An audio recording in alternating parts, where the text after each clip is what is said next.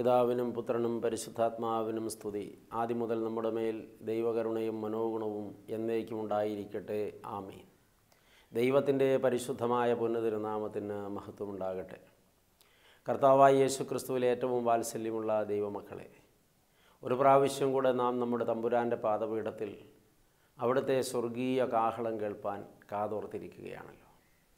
ദൈവം എഴുന്നള്ളി വന്ന് നമ്മെ സന്ദർശിക്കുകയും നമ്മോട് സംസാരിക്കുകയും നമ്മെ പ്രബോധിപ്പിക്കുകയും നമ്മുടെ ജീവിതത്തെ കുറേ കൂടെ സുഗമമായി മുന്നോട്ട് നയിപ്പാൻ തക്കവണ്ണം ആവശ്യമായ ഉപദേശ നിർദ്ദേശങ്ങൾ സമയാസമയങ്ങളിൽ തരികയും ചെയ്യുകയാണല്ലോ.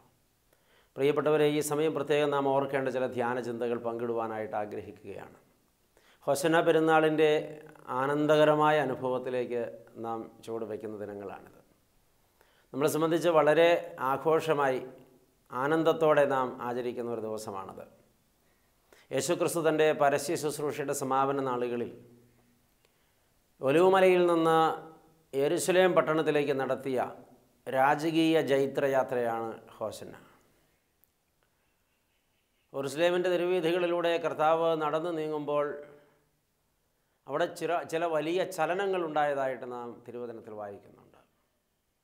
ആളുകൾ അവരുടെ വസ്ത്രങ്ങൾ അഴിച്ച് വഴിയിൽ വിരിച്ചതായിട്ടും അവർ ഈന്തപ്പനയുടെ കുരുത്തോലകളും ഒലിവ് വൃക്ഷത്തിൻ്റെ കൊമ്പുകളും വെട്ടിയെടുത്ത് അത് വായുവിൽ വീശി അത്യുച്ചത്തിൽ ഹോശന്ന പാടി രാജാതിരാജനെ എതിരേറ്റതായും വേദപുസ്തകം നമ്മെ വർണ്ണിച്ച് കേൾപ്പിക്കുന്നുണ്ട്. ഹോശന്ന പെരുന്നാൾ നാം കാണുന്നത് മശിഹാ രാജാവിൻ്റെ രാജകീയ എഴുന്നള്ളത്താണ്, അല്ലെങ്കിൽ രാജകീയ ജൈത്രയാത്രയാണ്. സാധാരണ ഒരു രാജാവ് തൻ്റെ രാജകീയ ജൈത്രയാത്ര നടത്തുമ്പോൾ അല്ലെങ്കിൽ എഴുന്നള്ളത്ത് നടത്തുമ്പോൾ അത് അത്യന്തം ആർഭാടപൂർവമായി ആരുടെയും ശ്രദ്ധ ആകർഷിക്കത്തക്കവണ്ണമാണ് അത് നടത്തുക. കൊമ്പും കുഴലും കൊട്ടും മേളവും ഒക്കെ ഉണ്ടാകും ആ കൂട്ടത്തിൽ. ആനയും അമ്പാരിയും കാണും. രാജാവ് നിശ്ചയമായും എഴുന്നള്ളി വരാൻ സാധ്യതയുള്ളത് 7 കുതിരകളെ പൂട്ടിയ രഥത്തിലോ അതിലധികം കുതിരകളെ പൂട്ടിയ രഥത്തിലോ അല്ലെങ്കിൽ ഒരു വലിയ പ്രതാപിയായ ഒരു കുതിരപ്പുറത്തോ ഒക്കെയാണ് ഈ രാജാവിനെ പ്രതീക്ഷിക്കേണ്ടത്. എന്നാൽ പ്രിയപ്പെട്ടവരെ, ഈ മഹാരാജാവിൻ്റെ എഴുന്നള്ളത്തിൽ ആനയോ അമ്പാരിയോ കൊട്ടോ കുരുവയോ അല്ലെങ്കിൽ ഏതെങ്കിലും ആർഭാടമോ ഒന്നുമില്ല. തെരുവിൽ നടന്നിരുന്ന പിഞ്ചു പൈതങ്ങളുടെ നാവിൽ നിന്നാണ് ഹോശന്ന ഇസ്രയേലിൻ്റെ രാജാവ് വാഴ്ത്തപ്പെട്ടവൻ എന്നിങ്ങനെ അവന് സ്തുതികൾ ഉയർന്നത്. രാജാതിരാജാവോ എഴുന്നള്ളുന്നത് ഒരു കഴുതപ്പുറത്താണ്. ബുദ്ധി കൊണ്ട് അളന്നെടുത്താൽ പ്രിയപ്പെട്ടവരെ, കഴുതപ്പുറത്തുള്ള എഴുന്നള്ളത്ത് സാമാന്യ രീതിയിൽ ചിന്തിച്ചാൽ ഒരു രാജാവിൻ്റെ എഴുന്നള്ളത്തായി കാണാനായിട്ട് ഒരു പ്രയാസമുണ്ട്. എന്നാൽ രാജാക്കന്മാരുടെ രാജാവ് എഴുന്നള്ളുന്നത് ഒരു കഴുതപ്പുറത്താണ്. ഈ കഴുതപ്പുറത്തെ എഴുന്നള്ളത്ത് നമ്മളെ ചില ബോധ്യങ്ങൾ കൊണ്ട് നിറയ്ക്കുന്നുണ്ട്. കർത്താവ് ചില വ്യക്തമായ സന്ദേശങ്ങൾ ഈ എഴുന്നള്ളത്തിലൂടെ നമുക്ക് തരുന്നുണ്ട്. ചരിത്രം ഇങ്ങനെ പറയുന്നുണ്ട്, ഒരു രാജാവ് സമാധാനത്തിൻ്റെ ഉടമ്പടിക്കാണ് പുറപ്പെട്ടു പോകുന്നതെങ്കിൽ ആ സഞ്ചാരം കഴുതപ്പുറത്തായിരിക്കുമെന്ന്. യുദ്ധം ചെയ്യാൻ പോകുന്ന രാജാവ് പോകുന്നത് കുതിരപ്പുറത്താണ്, പക്ഷേ സമാധാന ഉടമ്പടി വയ്ക്കാനുള്ള രാജാവ് പോകുന്നത് കഴുതപ്പുറത്താണ്. ഈ രാജാവ് സമാധാനത്തിൻ്റെ രാജാവാണ്. ലോകം മുഴുവനും സമാധാനം പ്രദാനം ചെയ്യുവാൻ സ്വർഗം വിട്ട് ഭൂമിയിൽ എഴുന്നള്ളി വന്ന രാജാതിരാജാവായ മശിഹാ തമ്പുരാൻ താൻ സമാധാനത്തിൻ്റെ രാജാവാണെന്ന്, ശാലേം രാജാവാണെന്ന് വിളംബരം ചെയ്യുകയാണ് ഈ കഴുതപ്പുറത്തുള്ള എഴുന്നള്ളത്തിലൂടെ. അതിലൂടെ നമുക്ക് വ്യക്തമായ ഒരു സന്ദേശം ലഭിക്കുന്നുണ്ട് കേട്ടോ. ഞാനും നിങ്ങളും നിശ്ചയമായിട്ടും ഈ സമാധാനത്തിൻ്റെ വക്താക്കളായി മാറണം. എന്തുകൊണ്ടാണ്? നമ്മുടെ രാജാവ് സമാധാന പ്രഭുവാണ്. സമാധാനപ്രഭുവായവൻ്റെ പ്രജ എന്ന നിലയിൽ സമാധാനം ഉൾക്കൊള്ളുവാനും സമാധാനം ആചരിക്കുവാനും സമാധാനം പങ്കിടുവാനും നമുക്ക് കടമയുണ്ട്. നാം ആയിരിക്കുന്ന അവസ്ഥയിൽ നമ്മെക്കുറിച്ചൊന്ന് മനനം ചെയ്യുന്നത് ഈ നിമിഷങ്ങളിൽ നല്ലതല്ലേ പ്രിയപ്പെട്ടവരെ? നമുക്ക് സമാധാനം അനുഭവിപ്പാൻ കഴിയുന്നുണ്ടോ? എന്തുകൊണ്ട് കഴിയുന്നില്ല? രാജാധിരാജാവായ മശിഹാ തമ്പുരാൻ നമ്മുടെ രാജാവും നാം അവൻ്റെ പ്രജയുമാണെന്ന ഉള്ളുറപ്പ് നമുക്കുണ്ടെങ്കിൽ നമുക്ക് സമാധാനത്തിന് കുറവ് വരില്ല.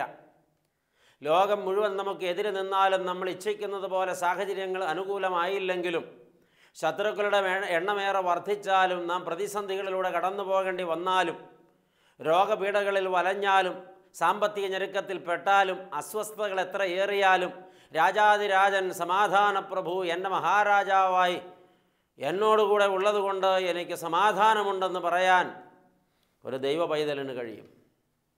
യേശുക്രിസ്തു എൻ്റെ രാജാവാണെന്ന ആധ്യാത്മിക അവബോധം എൻ്റെ ഉള്ളിൽ എപ്പോഴാണോ നഷ്ടപ്പെടുന്നത് അപ്പോഴാണ് ഞാൻ സമാധാനക്കേടിലായി പോകുന്നത്. പ്രിയപ്പെട്ടവരെ, അത് മാത്രമല്ല, ഞാൻ സമാധാനത്തിൻ്റെ വക്താവായി മാറണം. എന്നെ കാണുന്നവർ, എന്നെ കേൾക്കുന്നവർ, എന്നോട് സഹവസിക്കുന്നവർ, എന്നോട് സംസാരിക്കുന്നവർ സമാധാനം കൊണ്ട് നിറയണം. ഞാൻ സംസാരിക്കേണ്ടത് സമാധാനത്തിൻ്റെ വാക്കുകളായിരിക്കണം. ഞാൻ ഇടപെടുന്നത് സമാധാനപരമായിട്ടായിരിക്കണം. ഞാൻ മറ്റുള്ളവരെ ശാസിക്കുന്നത് പോലും സമാധാനം ഉൾക്കൊണ്ടുകൊണ്ടായിരിക്കണം. ഞാൻ മറ്റുള്ളവരെ തിരുത്തുന്നതും സമാധാനം ഉള്ളിലിട്ടുകൊണ്ടും സമാധാനം പങ്കിട്ടുകൊണ്ടുമാകണം. ഞാൻ എൻ്റെ വീട്ടിലും എൻ്റെ പ്രസ്ഥാനത്തിലും എൻ്റെ പള്ളിയിലും എൻ്റെ സമൂഹത്തിലും സമാധാനത്തെ പ്രതിഫലിപ്പിക്കുന്ന ഒരു വ്യക്തിയായി മാറണം. സമാധാനത്തിൻ്റെ രാജാവാണ് നമ്മുടെ രാജാവ്. കഴുതപ്പുറത്ത് എഴുന്നള്ളുന്ന മഹാരാജാവ് തരുന്ന ആദ്യത്തെ സന്ദേശം ഇതാണ്: ഞാൻ സമാധാനത്തിൻ്റെ രാജാവാണ്, നിങ്ങളും സമാധാനത്തിൻ്റെ വക്താക്കളാകുവീൻ. വീണ്ടും പ്രിയപ്പെട്ടവരെ, ഈ രാജകീയ എഴുന്നള്ളത്ത് വേറെ ചില സന്ദേശങ്ങൾ നമുക്ക് നൽകുന്നുണ്ട്. കുതിര എപ്പോഴും പ്രതാപത്തിൻ്റെ പ്രതീകമാണ്. കഴുത എപ്പോഴും വിനയത്തിൻ്റെ പ്രതീകമാണ്. സാധാരണ രാജാക്കന്മാർ തെല്ല അഹങ്കാരത്തോടെ പ്രതാപത്തിൻ്റെ പ്രതീകമായ കുതിരമേൽ വാഹനമേറുമ്പോൾ, നമ്മുടെ മഹാരാജാവ് വിനയാന്വിതനായി വിനയത്തിൻ്റെ പ്രതീകമായ കഴുതപ്പുറത്ത് വാഹനമേറി. നമുക്കറിയാം, കഴുത മാറ്റി നിർത്തപ്പെടുന്ന ഒരു മൃഗമാണ്, അവഗണിക്കപ്പെടുന്ന ഒരു മൃഗമാണ്, നിന്ദിക്കപ്പെടുന്ന ഒരു മൃഗമാണ്, വില കൽപ്പിക്കപ്പെടാത്ത ഒരു മൃഗമാണ്. ഒരു മനുഷ്യനെ വില കുറച്ച് കാണിക്കണമെങ്കിൽ നമ്മൾ മിക്കപ്പോഴും ആ മനുഷ്യൻ്റെ പേരോട് ചേർത്ത് വിളിക്കുന്ന പേരാണ് കഴുത. നമ്മൾ ഒരുപക്ഷെ അങ്ങനെ ഒരുപാട് വട്ടം വിളിക്കപ്പെട്ടിട്ടുണ്ടാകണം. എൻ്റെ പ്രിയപ്പെട്ടവരെ, ഈ കഴുത ഒരിക്കലും അഹങ്കാരം കാണിക്കാറില്ല. കഴുത ഒരിക്കലും ധിക്കാരം പ്രകടിപ്പിക്കാറില്ല. കഴുത അതിനെ അടിച്ചാലും തൊഴിച്ചാലും ചീത്ത വിളിച്ചാലും എല്ലാം സഹിച്ച് തല കുനിച്ച് തന്നെ പിടിച്ച് തെല്ല് മാറി നടക്കും. അത് വിനയമുള്ളത് കൊണ്ടാണെന്ന് നാം മനസ്സിലാക്കുക. ഈ കഴുതപ്പുറത്ത് എഴുന്നള്ളി വരുന്ന മഹാരാജാവിൻ്റെ സ്വഭാവവും ഇതുതന്നെയാണ്. അവൻ വിനയാന്വിതനാണ്. അവനിൽ അഹങ്കാരത്തിൻ്റെ കണിക പോലുമില്ല. അവൻ ആരോടും മത്സരിക്കുന്നില്ല, ആരെയും തോൽപ്പിക്കാൻ ഇഷ്ടപ്പെടുന്നില്ല. എല്ലാം സഹിച്ച്, എല്ലാവർക്കും വേണ്ടി എല്ലാം സഹിച്ച്, എപ്പോഴും വിനയാന്വിതനായി താഴ്ന്നു നിൽപ്പാനാണ് അവൻ ഇഷ്ടപ്പെട്ടത്. അതുകൊണ്ടാണ് അവൻ ലോകത്തെ രക്ഷിച്ചതും. ഈ രാജാവിൻ്റെ പ്രജകളെന്ന നിലയിൽ ഇന്ന് ഈ ഹോസന്ന പെരുന്നാളിൻ്റെ ധ്യാനത്തിൽ നമുക്ക് വേണ്ടിയിരിക്കുന്നത് ഈ വിനയപ്പെടലാണ്. പലപ്പോഴും നാം സ്വയം അഹങ്കരിച്ചിട്ട് അർഹതയില്ലാത്ത പലതും പിടിച്ചെടുക്കാനുള്ള നെട്ടോട്ടത്തിൽ ബഹളമുണ്ടാക്കിയും കലഹമുണ്ടാക്കിയും എവിടെയും മുന്നിൽ കയറി നിന്നും പ്രശ്നങ്ങൾ സൃഷ്ടിച്ചും ഞാൻ പ്രതാപിയാണെന്ന് സ്വയം വിളംബരം ചെയ്തും വെളിപ്പെടുത്തിയും ആളുകളെ വെല്ലുവിളിച്ചും അസ്വസ്ഥതകൾ സൃഷ്ടിച്ചും, അത് നമ്മുടെ കുടുംബം മുതൽ നമ്മുടെ പ്രവർത്തന മണ്ഡലങ്ങളിലെല്ലാം നാം ഒരു കുതിരപ്പുറത്തിരിക്കുന്ന അഹങ്കാരിയായ രാജാവാണെന്നോ രാജാവിൻ്റെ പ്രജയാണെന്നോ വരുത്തി തീർക്കുന്ന ഒരു തിന്മ നമ്മളിൽ ഉണ്ടല്ലോ. ഈ ഹോസന്ന പെരുന്നാളിൽ നാം വിനയാന്വിതരാകുവാൻ, വിനയത്തിൻ്റെ പ്രതീകമായ കഴുതപ്പുറത്ത് വാഹനമേറിയ വിനയാന്വിതനായ മഹാരാജാവ് വിളംബരം ചെയ്യുകയാണ്. ഇത് നമുക്കൊരു പാഠമാകണം. നാം ഇത് ഏറ്റുവാങ്ങണം. ഇത് നമുക്ക് ശീലമാകണം. നാം അതിൽ നിറയണം. പ്രിയപ്പെട്ടവരെ, ഹോസന്ന പെരുന്നാളിൽ യേശു തരുന്ന രണ്ടാമത്തെ സന്ദേശം അതാണ്. വീണ്ടും ഈ മഹാരാജാവിൻ്റെ എഴുന്നള്ളത്ത് നമുക്ക് തരുന്ന മൂന്നാമതൊരു സന്ദേശമുണ്ട്. ഞാൻ ആരെയും ഭരിക്കാൻ ഇഷ്ടപ്പെടുന്ന രാജാവല്ല, എല്ലാവരെയും ശുശ്രൂഷിക്കുവാൻ ഇഷ്ടപ്പെടുന്ന രാജാവാണ്. ശുശ്രൂഷിക്കപ്പെടുവാനല്ല, ശുശ്രൂഷിക്കുവാനാണ് മനുഷ്യപുത്രൻ വന്നിരിക്കുന്നതെന്നാണല്ലോ കർത്താവിൻ്റെ വിളംബരം. പ്രിയപ്പെട്ടവരെ, ഇന്ന് നമ്മളൊക്കെ പ്രത്യേകാൽ മറ്റുള്ളവരാൽ നമ്മൾ ശുശ്രൂഷിക്കപ്പെടാൻ ഇഷ്ടപ്പെടുന്നവരാണ്. ഏത് ഭർത്താവും ആഗ്രഹിക്കുന്നത് ഭാര്യ തന്നെ ശുശ്രൂഷിക്കണമെന്നാണ്. ഭാര്യമാരും ഇങ്ങനെയൊക്കെ ആഗ്രഹിക്കുന്നുണ്ട്, പക്ഷെ നടക്കാറില്ല. ഒരു നേതാവ് ഇച്ഛിക്കുന്നതിൻ്റെ അണികൾ തന്നെ ശുശ്രൂഷിക്കണമെന്നാണ്. തൻ്റെ ചെരുപ്പ് തുടയ്ക്കണമെന്നോ തൻ്റെ മുമ്പിൽ കുമ്പിട്ട് കിടക്കണമെന്നോ തനിക്ക് നിരന്തരം അവർ ഹോസന്ന പാടിക്കൊണ്ടിരിക്കണമോ എന്നോ ഒക്കെയാണ് ഒരു നേതാവ് ആഗ്രഹിക്കുന്നത്. എന്നാൽ നമ്മുടെ രാജാവ് അങ്ങനെയല്ല ചിന്തിച്ചത്. ഞാൻ ശുശ്രൂഷിക്കുന്നവനാണ്, ജനം തന്നെ തേടി വരുവാൻ വേണ്ടി ഒരു ഓഫീസ് ഇട്ടിട്ട് അവിടെ തന്നെ കാണുവാൻ ടോക്കൺ കൊടുത്ത് ഗേറ്റിൽ ആളെ നിർത്തി നിയന്ത്രിച്ച് അകത്ത് കയറ്റി സമയം വെച്ച് തൻ്റെ പ്രജകളെ കണ്ട ദർബാർ നടത്തിയ രാജാവല്ല നമ്മുടെ രാജാവ്. നമ്മുടെ രാജാവ് യേശുമിശിഹ പ്രജകൾക്കിടയിൽ ചെന്ന് നിന്നവനാണ്. എവിടെയാണോ തന്നെക്കൊണ്ട് ആവശ്യം അവിടേക്ക് ഇറങ്ങിച്ചെന്നവനാണ്. രോഗി കിടക്കുന്നിടത്തേക്ക് ഇറങ്ങിച്ചെന്ന് രോഗിയോട് താതാത്മ്യപ്പെട്ട് സൗഖ്യം പ്രഖ്യാപിച്ചവനാണ്. തളർന്നു കിടക്കുന്നവൻ്റെ ചാരത്ത് ചെന്ന് തളർച്ച മാറ്റി എഴുന്നേൽപ്പിച്ചു വിട്ടവനാണ്. സമൂഹം ഭ്രഷ്ട് കൽപ്പിച്ച് പുറന്തള്ളിയ കുഷ്ഠരോഗികളുടെ കോളനികൾ തേടിക്കണ്ടുപിടിച്ച് അവരോട് ഒപ്പം ചെന്ന് സഹവസിച്ച് അവരെ സുഖപ്പെടുത്തിയവനാണ്. തെരുവിലൂടെ പേപ്പട്ടിയെപ്പോലെ ഓടിച്ചിട്ട് കല്ലെറിഞ്ഞു കൊല്ലാൻ വിധിക്കപ്പെട്ട സ്ത്രീയുടെ പക്ഷം ചേർന്ന് നിന്ന് അവൾക്ക് വേണ്ടി വാദിച്ച് അവളെ സമൂഹത്തിൽ നിന്ന് അവരുടെ അപായപ്പെടുത്തലിൽ നിന്ന് രക്ഷിച്ചവനാണ്. പാർശ്വവൽക്കരിക്കപ്പെട്ടവരുടെയും മാറ്റി നിർത്തപ്പെട്ടവരുടെയും അവഗണിക്കപ്പെട്ടവരുടെയും വേട്ടയാടപ്പെട്ടവരുടെയും ഒറ്റപ്പെട്ടു പോയവരുടെയും അനാഥരുടെയും വിധവമാരുടെയും ഒക്കെ സംരക്ഷകനായി നിന്ന് പ്രജകളിലേക്ക് ഇറങ്ങിച്ചെന്ന് പ്രജകൾക്ക് വേണ്ടി ജീവിച്ച് പ്രജകൾക്ക് വേണ്ടി മരിച്ച രാജാവാണവൻ. നമ്മളും അങ്ങനെയൊക്കെ തന്നെയാണ് പ്രിയപ്പെട്ടവരെ ആകേണ്ടത്. മശിഹാ രാജാവിൻ്റെ മഹത്വരാജ്യത്തിലെ പ്രജകളെന്ന നിലയിൽ മശിഹായുടെ സ്വഭാവം നമ്മളിലും കാണണം. പലപ്പോഴും നാം അഹങ്കാരികളായി മറ്റുള്ളവരെ നമ്മുടെ അരികിലേക്ക് വിളിച്ചു വരുത്തി അവരെ ശാസിച്ചോ അവരെ ചൂഷണം ചെയ്തോ ഒക്കെ കാര്യം നടത്താൻ ഇഷ്ടപ്പെടുന്നവരാണ്. ഇന്നിൻ്റെ രാജാക്കന്മാരും നേതാക്കന്മാരും ആത്മീയ ഗുരുക്കന്മാരും പ്രഭുക്കന്മാരും ഒന്നും വ്യത്യസ്തരല്ല. ഇവിടെ ഒരുപക്ഷെ ക്രിസ്തു നമുക്ക് ഒരുപാട് അന്യനായി പോകുന്നുണ്ട്, ഞാൻ ഉൾപ്പെടെയുള്ളവർക്ക്. എന്നാൽ ക്രിസ്തു നമുക്ക് പ്രാപ്യനാകണം. അങ്ങനെ ആകുമ്പോൾ നമ്മളിൽ നിന്ന് പുറത്തേക്ക് വരുന്ന സ്വഭാവം ക്രിസ്തുവിൻ്റെ സ്വഭാവമായിരിക്കും. ഇന്നും ഈ സമൂഹത്തിൽ ഒരുപാട് പേർ വെറുക്കപ്പെട്ടവരും മാറ്റി നിർത്തപ്പെട്ടവരും ത്യജിക്കപ്പെട്ടവരും തള്ളപ്പെട്ടവരും നിന്ദിക്കപ്പെട്ടവരും പരിഹസിക്കപ്പെട്ടവരുമായി നീറിപ്പിടഞ്ഞ് ജീവിക്കുന്നുണ്ട്. രോഗികളുണ്ട്, തകർന്നവരുണ്ട്, ആരോരുമില്ലാത്തവരുണ്ട്. അവരിലേക്കൊന്ന് ഇറങ്ങിച്ചെന്ന് താതാത്മ്യപ്പെടാനാണ് ഈ മഹാരാജാവ് ഓർമ്മിപ്പിക്കുന്നത്. അപ്പോഴാണ് ഈ മഹാരാജാവിൻ്റെ മഹത്വരാജ്യത്തിലെ പ്രജകളാണ് നാം എന്ന് അടയാളപ്പെടുത്താൻ നമുക്ക് കഴിയുന്നത്. ആ നിലകളിലേക്ക് നമ്മുടെ ആധ്യാത്മിക ജീവിതത്തെ പറിച്ചു നടുവാനാണ് പരിശുദ്ധൻ നമ്മെ ഓർമ്മിപ്പിച്ചു വയ്ക്കുന്നത്. പ്രിയപ്പെട്ടവരെ, വീണ്ടും നാലാമതായി ഈ മഹാരാജാവ് നമുക്ക് തരുന്ന മറ്റൊരു ഓർമ്മയുണ്ട്. ഈ രാജാവ് പറയുന്നു, ഞാൻ ആഡംബരപ്രിയനല്ല, ഏറ്റവും എളിയവരോട് താതാത്മ്യപ്പെട്ട് അവരിലേക്ക് അലിഞ്ഞു ചേരുന്നവനാണ്. ആഡംബരപ്രിയനായിരുന്നെങ്കിൽ ആഢ്യത്വം പ്രകടിപ്പിക്കുമായിരുന്നു. നിശ്ചയമായും കുതിരപ്പുറത്തോ രഥങ്ങളിലോ ആണ് എഴുന്നള്ളുക. ഈ രാജാവ് പറയുന്നു, ഞാൻ ആഡംബരപ്രിയനല്ല, ഞാൻ എൻ്റെ പ്രജകളിൽ ഏറ്റവും എളിയവരോട് താതാത്മ്യപ്പെടുന്നവനാണ്. സാധാരണക്കാരിൽ സാധാരണക്കാരെങ്ങനെയാണോ ജീവിക്കുന്നത് അങ്ങനെയാണ് എൻ്റെയും ജീവിതം. തന്നെ അനുഗമിക്കാൻ ഇച്ഛിച്ചടുത്തു വന്നവനോട് മഹാരാജാവ് പറയുന്ന മറുപടി കേട്ടിട്ടില്ലേ നിങ്ങൾ എന്ത് കണ്ടിട്ടാണ് എന്നെ അനുഗമിക്കാമെന്ന് പറയുന്നത്? പാമ്പുകൾക്ക് കയറിയിരിപ്പാൻ ഭൂമിയിൽ മാളമുണ്ട് സ്വന്തമായി. കുറുനരികൾ ഒളിച്ചിരിക്കാൻ അല്ലെങ്കിൽ വാസം കൊള്ളാൻ പാർപ്പിടമായി കുഴികളുണ്ട്, ഗുഹകളുണ്ട് ഈ ഭൂതലത്തിൽ. പറവകൾക്ക് പറന്നു പോകാൻ വിഹായസിൽ ഇഷ്ടം പോലെ ഇടമുണ്ട്. ഒരുപക്ഷെ പാമ്പിനോട് പങ്കുചേർന്നാൽ പാമ്പ് പറയും, മാളത്തിൽ ഇനിയും ഇടമുണ്ട്, അകത്ത് വരിക. കുറുനരിയോട് കൂട്ടുകൂടിയാൽ കുറുനരി പറയും, ഇനിയും എൻ്റെ മാളത്തിൽ ഇടമുണ്ട്, എൻ്റെ ഗുഹയിൽ ഇടമുണ്ട്, നീയും വരിക. പറവകളോട് കൂട്ടുകൂടിയാൽ പറയും, വിഹായസിൽ ധാരാളം ഇടമുണ്ട് സുഹൃത്തെ, എന്നോടുകൂടെ പറക്കാൻ വരിക.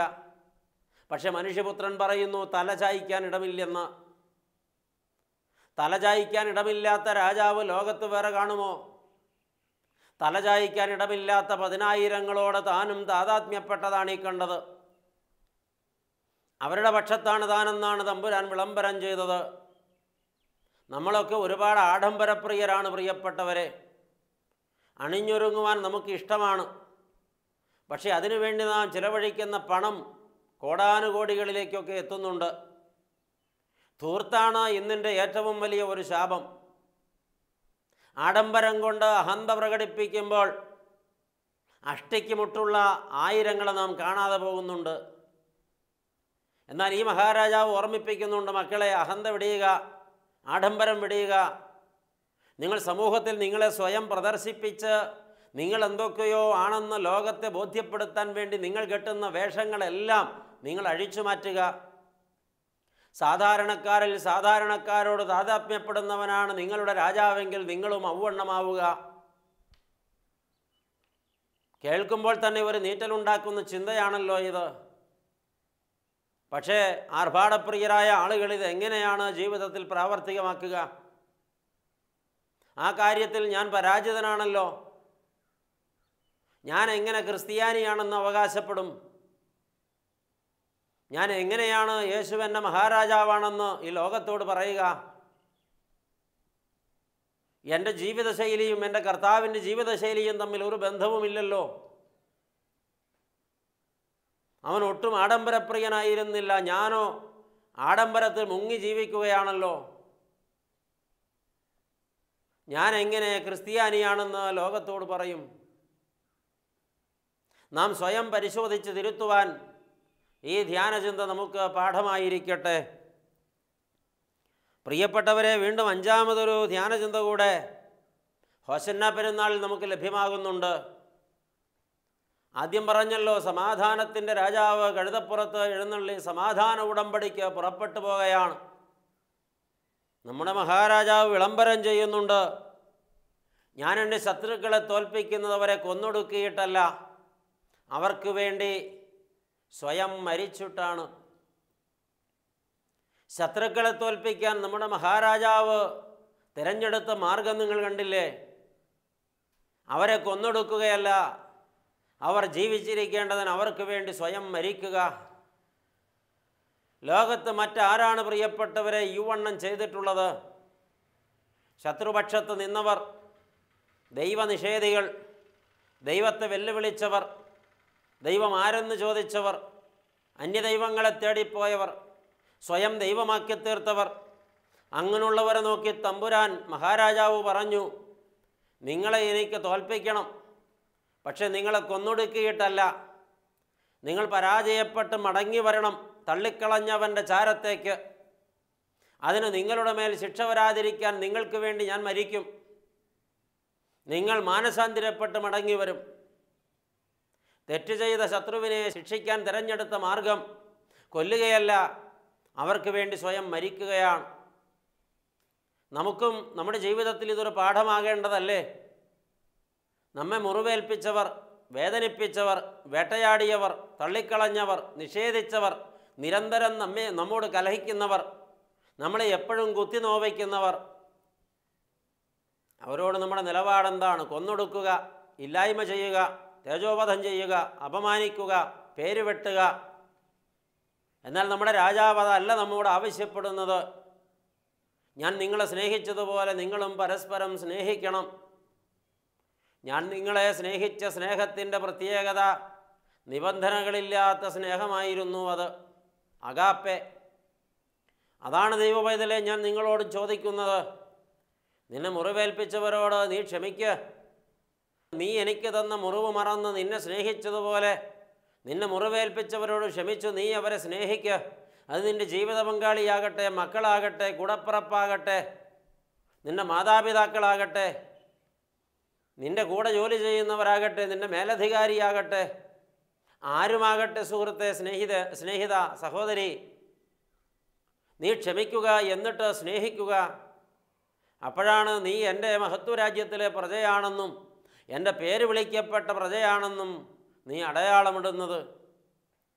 കൊന്നൊടുക്കുന്ന സിദ്ധാന്തം അത് യേശുക്രിസ്തുവിൻ്റെ സിദ്ധാന്തമല്ല.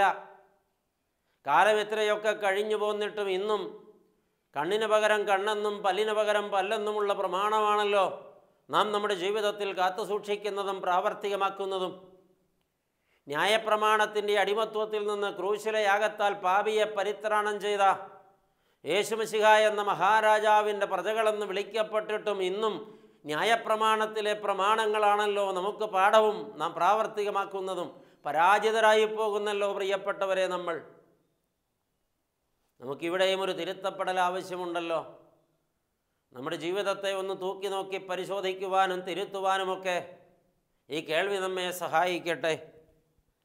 നമ്മുടെ മഹാരാജാവ് ഈ ഹോസന്ന പെരുന്നാളിൻ്റെ ധ്യാനങ്ങളിൽ ഒടുവിൽ തരുന്ന ഒരു സന്ദേശം ഇതാണ്: എൻ്റെ ശത്രുപക്ഷത്തുള്ളവരുടെ വിജയമാണ് എൻ്റെ വിജയം.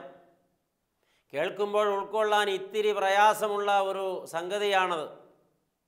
ശത്രു ജയിക്കുമ്പോഴാണ് ഞാൻ ജയിക്കുന്നതെന്ന് ആർക്കാണ് പറയാൻ കഴിയുക? ലോകത്ത് വേറെ ആർക്കും പറയാൻ കഴിയില്ല. ഒരു യുദ്ധമുന്നണിയിലും അത് ചിന്തിക്കാൻ കഴിയില്ല. ശത്രുവിൻ്റെ വിജയമാണ് എൻ്റെ വിജയം. ഇത് പറഞ്ഞവൻ യേശുക്രിസ്തു മാത്രമാണ്. എന്താ കാരണമെന്നറിയാമോ? ശത്രുവിനെ അങ്ങേയറ്റം സ്നേഹിക്കുന്നവനാണ് ഈ രാജാവ്. ശത്രുവിനോട് ഒരു വിരോധവുമില്ല, വെറുപ്പില്ല. ശത്രുവിനോട് കോപമില്ല, ഈർഷ്യതയില്ല. താൻ തൻ്റെ ശത്രുക്കളെ സ്നേഹിക്കുന്നു. ശത്രുക്കളെ സ്നേഹിക്കുന്നവരാണ് ഈ രാജാവിൻ്റെ പ്രജകളായിരിക്കാൻ യോഗ്യത നേടുന്നവർ. അതിന് കഴിയുന്നില്ലെങ്കിൽ നാം ഈ രാജാവിൻ്റെ പ്രജകളുമല്ല, അവൻ നമ്മുടെ രാജാവുമല്ലെന്ന് വരും. ഇന്ന് പല ഭാര്യമാരും ഭർത്താവിനെ തോൽപ്പിച്ചേ അടങ്ങൂ എന്ന് വാശിയിലാണ്. ഭർത്താവിനെ അവൾ സ്നേഹിക്കുന്നുണ്ടെങ്കിൽ എൻ്റെ ഭർത്താവിൻ്റെ ജയമാണ് എൻ്റെ ജയമെന്ന് ചിന്തിച്ചിട്ട് അവൾ തൻ്റെ പ്രതിഷേധത്തിൻ്റെ മാർഗമൊന്ന് മാറ്റും. സ്നേഹം കൊണ്ട് അവനെ തോൽപ്പിക്കും.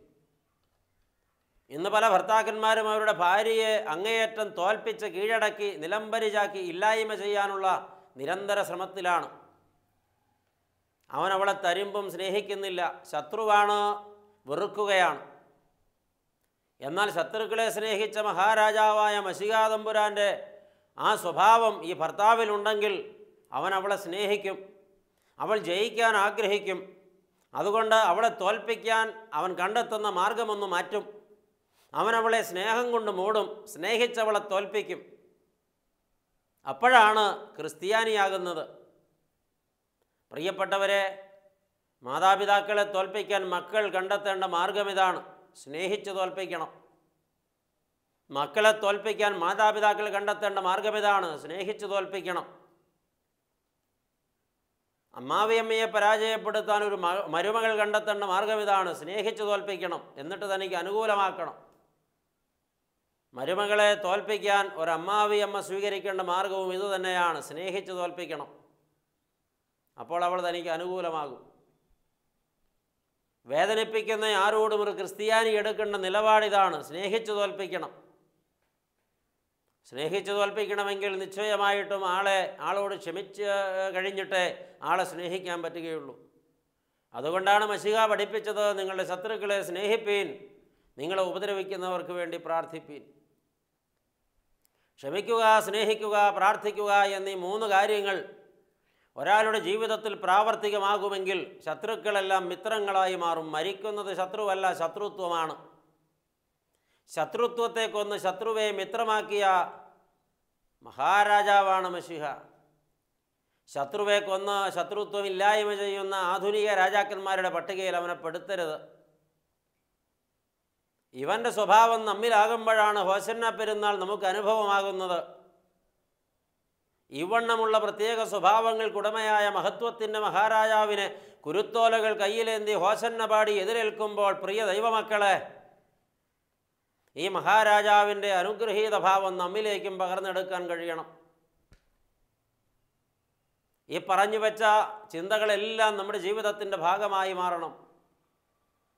നാം നമ്മുടെ മഹാരാജാവിനെ നിരന്തരം പ്രഘോഷിക്കുന്നവരാകണം. നമ്മുടെ ജീവിതത്തിലൂടെ നാവുകൊണ്ട് പ്രഘോഷിക്കാൻ പ്രയാസമൊന്നുമില്ല, വാക്സാമർഥ്യമുണ്ടായാൽ മതി.